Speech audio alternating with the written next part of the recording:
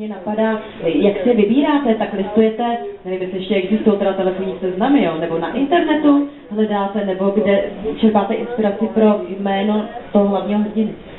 The names of the characters are very important to me because I like them to be not so ordinary that they feel unrealistic. So I never pick really common names, but I also like to pick names that are slightly unusual but easily pronounceable. For the Monogram murders, I got all the names from a disused graveyard near my house. So lots of people are buried there, there's lots of gravestones. It's now a dog walking park, so I take my dog there and he plays with other dogs. And there's all these gravestones with amazingly old-fashioned names. So all the surnames in the Monogram murders, apart from Poirot, came from that graveyard. No, pro mě jsou jména hlavních postav velmi důležitá a já se vždy snažím vlastně vybírat něco, co nezní tak úplně obyčejně, ale jako úplně běžné jméno, ale zároveň to musí být něco, co jde dobře vyslovit. Takže to jsou taková pravidla. Třeba pro tu knihu Vraždy s monogramem, tak tam všechna ta příjmení pochází z jednoho starého už nepoužívaného hřbitova, který je blízko nás. A teď je vlastně z toho takový prostor, kam mohou lidé chodit venčit psy a jsou tam stále ty náhrobní kameny, tak tam jsem vlastně čerpala inspiraci pro všechna jména, kromě Poirota, vlastně všechno pochází z toho hřbitova. Pojďme tedy k Pusince. Konkrétně pojďme mluvit o té nové knížce, protože i tam je ten název jiný než úplně v originále. Co vůbec to Pusinka znamená? Nevím, jestli jste měli, dámy, možnost knihu načíst, třeba když jste tady čekali, ale pojďme možná trošku poodhalit, o čem ta kniha je, protože ne možná úplně všichni drželi v ruce tiskovou zprávu, ne úplně všichni měli čas nebo možnost tou knížkou už zalistovat. Okay, so the book is about a woman called Alice who's just had her first baby, and about 2 weeks after having the baby, so she's come back home from the hospital, everything seems to be fine. She goes out for the first time since the birth on her own, without the baby, leaving the baby at home with her husband. She's out for a couple of hours. When she comes back to the house, there is a baby in the house. It's wearing her daughter's clothes. It is asleep in her daughter's cot, but Alice swears blind that the baby in the house is not her daughter, and that while she was out, somebody must have come to the house and swapped her baby for another baby. And meanwhile, Alice's husband David completely denies all of this and says she must have gone mad, she must be lying. So that's the plot hook. Takže vlastně celý příběh je o ženě jménem Alice, které se narodilo první dítě, vlastně asi 2 týdny před začátkem toho příběhu.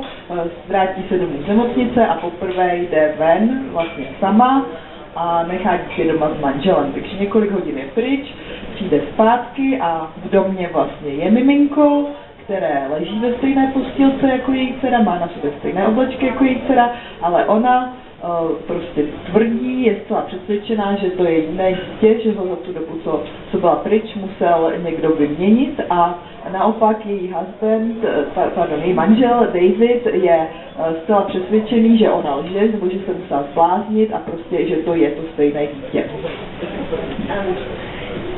What gave me the idea for the book was that when I went into hospital to have my first baby, it took 5 days for the hospital to manage to persuade me to have this baby. I was late, so I got the sort of medical equivalent of a court summons saying you will present yourself at hospital to have this baby. It took 5 days.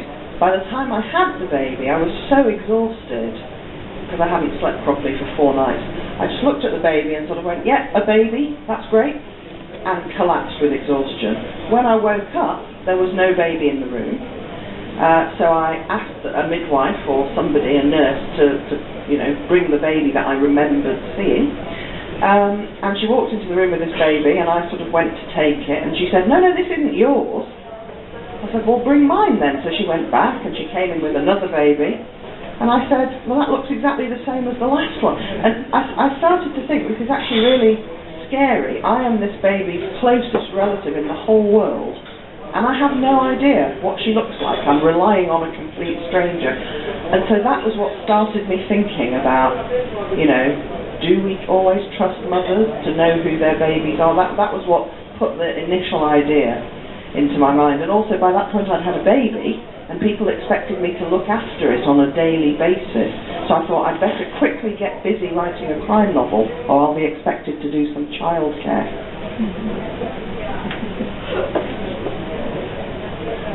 No, takže vlastně ten nápad na knihu, mě to vlastně napadlo v době, kdy jsem byla v nemocnici, měla jsem své první dítě, bylo to poměrně náročné, v podstatě už jsem tam musela jít do té nemocnice, přímo si mě zavolali, vyčerpávající prostě po několika dnech, konečně bylo to dítě na světě, takže já jsem si řekla, dobře, dítě, výborně, a usnula jsem vyčerpáním. A pak jsem se vzbudila a požádala jsem tu sestru, teda, aby mi donesla dítě, a teďka ona přišla s nějakým miminkem, já jsem si ho chtěla vzít a ona mi říká, ne, to není vaše dítě, tak říkala, no dobře, tak ale proč mi nenesete to moje, které by tedy potom donesli, a já jsem říkala, to vypadá úplně stejně, jak tam to předtím. A to byl vlastně ten moment, kdy jsem si uvědomila, jak to může být až jako kdyby strašidelné, hrozivé pro tu matku vlastně, že v takové chvíli věří někomu, nemůže se spolehnout sama na sebe, protože si vlastně úplně nepamatuje, že jo, třeba kvůli tomu fyzickému stavu.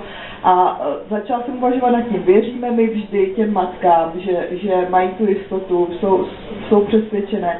A to byl vlastně ta prvotní inspirace, pak jsem to začala dále rozvíjet. No a ten druhý důvod samozřejmě byl, protože jsem měla to malé dítě a tím pádem, pokud bych nezačala psát knihu, tak asi bych musela se o ně mnohem více starat a prostě věnovat tu neustálou péči, takže jsem chtěla mít i něco jiného na práci.